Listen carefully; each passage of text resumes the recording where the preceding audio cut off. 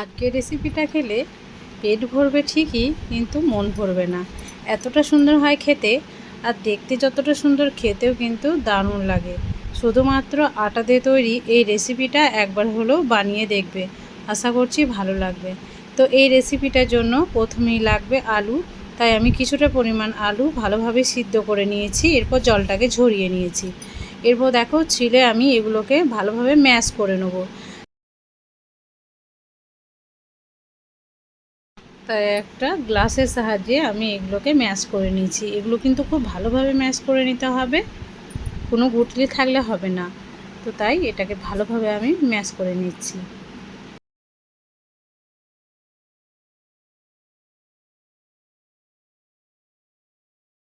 তো বন্ধুরা দেখো, ঠিক এইভাবে করে নিতে হবে। আর এদিকে নিয়ে নিয়েছি একটা পেঁয়াজকে কুচি করে আর কিছুটা কাঁচা লঙ্কা। তো এক সাইডে রেখে দিলাম। এরপর আটাটা মেখে নিতে হবে। তার জন্য একটা বড় প্লেট আমি নিয়ে নিয়েছি। এই প্লেটের মধ্যে 1 কাপ পরিমাণ আটা আমি নিয়ে নিলাম। তো এখানে দিয়ে দিতে হবে স্বাদ মতো লবণ। শুধুমাত্র লবণটাই লাগবে, আর কিন্তু কিছুই প্রয়োজন নেই। এটা মানে যদি তোমাদের রুটি করার সময় আটা বেড়ে যায় মাখা, তাহলে সেই আটা দিয়েও করে নিতে পারো। তো দেখো আমি নুন দিয়ে দিয়েছি। এরপর ভালোভাবে এটাকে মিক্স করে নেওয়ার পর অল্প অল্প জল দিয়ে একটা ডো তৈরি করে নেব। মানে যেমন রুটি তৈরি করতে ডো দেওয়া হয়, ঠিক সেইভাবে ডোটাকে তৈরি করে নিতে হবে।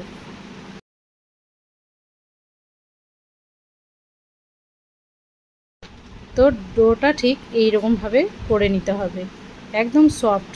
তো চলো বন্ধুরা, এরপর আলুটাকে মেখে নিতে হবে। তো আলুটাকে আমি নিয়ে নিয়েছি। এরপর পেঁয়াজ আর কাঁচা লঙ্কা কুচি দিয়ে দিলাম।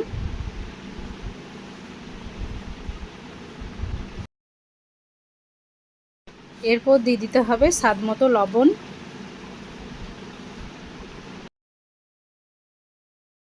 তো লবণ দেওয়ার পর এখানে আমি মশলাগুলোকে অ্যাড করব। এখানে চাট মশলা দিয়ে দিয়েছি কিছুটা পরিমাণ। চাট মশলা দেওয়ার পর অ্যাড করে দিতে হবে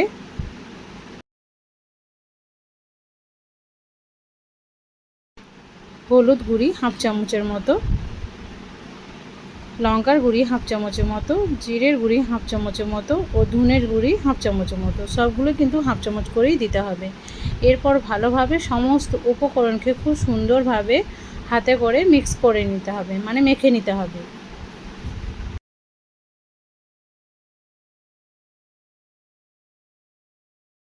তো এইভাবে করে খুব সুন্দরভাবে এটাকে মিক্স করে নিতে হবে। এরপর চলো এটাকে আমি এক সাইডে রেখে দিই। এদিকে নিয়ে নিতে হবে একটা বেলনা চাকি।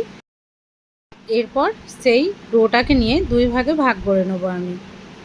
তো দেখো দুটি ভাগে ভাগ করে নিয়েছি।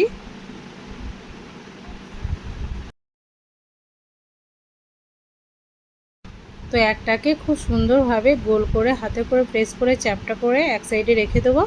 আর একটাকে নিয়ে খুব সুন্দরভাবে আবারও গোল করে হাতে করে প্রেস করে চ্যাপটা করে একদম পাতলা করে একটু বেলে নিতে হবে।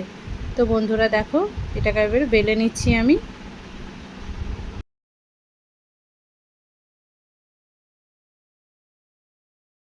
তো এখানে কিছু আটা আমি ছড়িয়ে দিয়েছি যাতে বেলতে সুবিধা হয় তার জন্য। তো এরপর ভালোভাবে এটাকে বড় করে বেলে নিতে হবে। তো এই রেসিপিটা কোনো গেস্ট এলে খুব চটজলদি বানিয়ে নিতে পারবে, খুব সহজ পদ্ধতিতে। তো দেখো ভালোভাবে আমি বেলে নিচ্ছি। বেশ বড় করেও আমি বেলে নিয়েছি। এরপর নিয়ে নিতে হবে যে আলুটা আমি মেখে রেখেছিলাম সেটা হাফ করে, যেহেতু আমি দুটি রুটি করব তার জন্য হাফ করে নিয়েছি। এরপর দিয়ে দিলাম আমি হাফ আলু মাখা।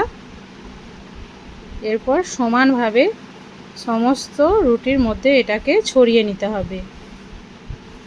তো একটা স্প্যাচুলার সাহায্যে আমি খুব সুন্দরভাবে ছড়িয়ে নিচ্ছি।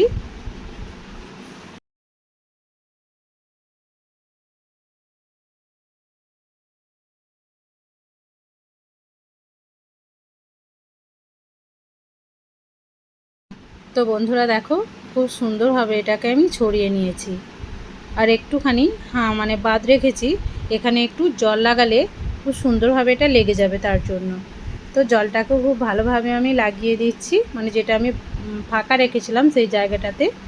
এরপর এটাকে রোল করে নিতে হবে। তো তো রোলটাকে খুব ভালোভাবে একটু টাইট করে নিতে হবে।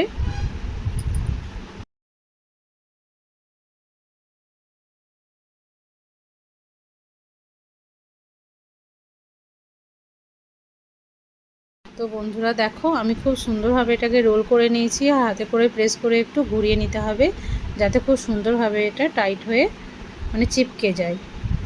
তো এরপরে একটা ছুরির সাহায্যে এটাকে কেটে নিতে হবে। প্রথমের অংশটা একটু বাদ দিয়ে দিতে হবে যেহেতু এটা ফাঁকা আছে।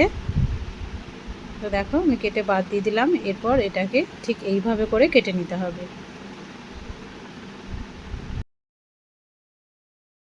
তো এইরকমভাবে সবগুলোকেই আমি কেটে নিয়েছি, আর বাকি যে অংশটা আছে সেটাকে বাদ দিয়ে দিয়েছি।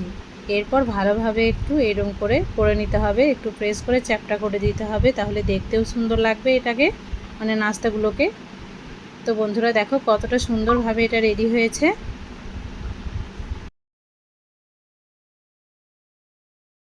তো সবগুলোকেই একইভাবে আমি তৈরি করে নেব। তো এগুলোকে একটা প্লেটের মধ্যে নিয়ে নিচ্ছি।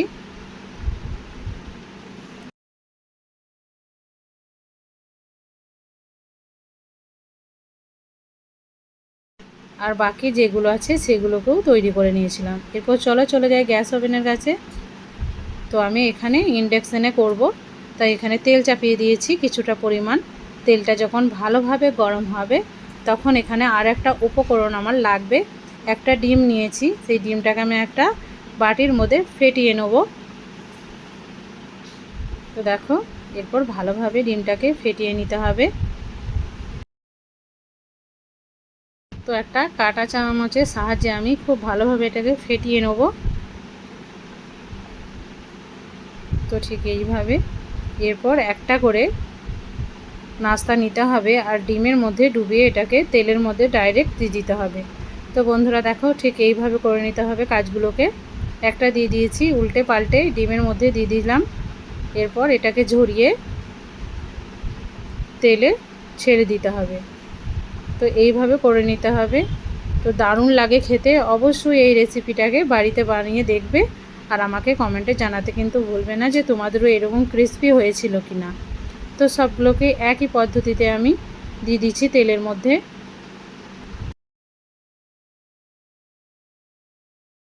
তো আঁচটা থাকবে লো টু মিডিয়ামের মধ্যে, আর খুব সুন্দরভাবে এটাকে লাল লাল করে ভেজে নিতে হবে। এই নাস্তাগুলোকে একটু লালচে করে ভেজে নিতে হবে, তাহলে ক্রিস্পি কিন্তু দারুণই হবে। তো তাই দেখো আমি এগুলোকে উল্টে পাল্টে বেশ ভালোভাবে একটু টাইম নিয়ে ভেজে নেব।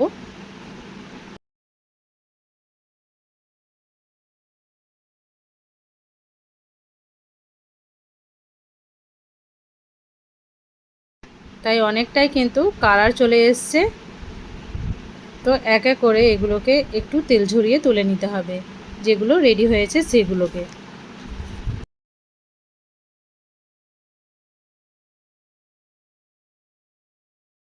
তো বন্ধুরা দেখো আমি তেল ঝরিয়ে এগুলোকে তুলে নিচ্ছি।